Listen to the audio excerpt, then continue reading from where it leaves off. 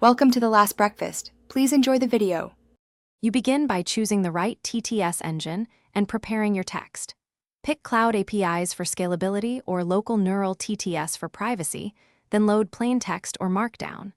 Once chosen, set your output file type and audio specs like 128 kbps MP3 and 44. 1 kHz sample rate so your final audio matches device expectations. Make sure to split long documents into sections. That reduces memory spikes and speeds up iteration when you test voice, speed, and punctuation handling. Once done with basics, configure voice and conversion. You should tweak rate and pitch and add pronunciation rules for names or acronyms. Use SSML or the provider's markup to insert pauses, emphasis, and sentence-level intonation so the speech sounds natural.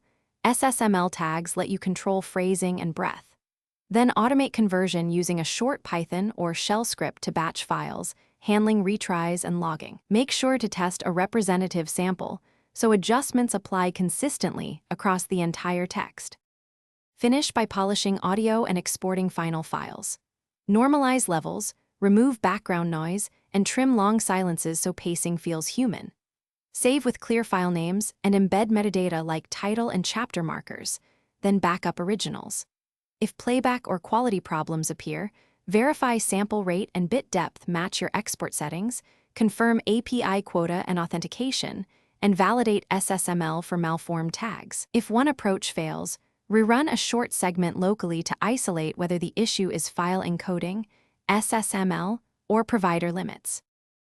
Thanks for watching. If this was helpful, leave a like and consider subscribing. See you next time.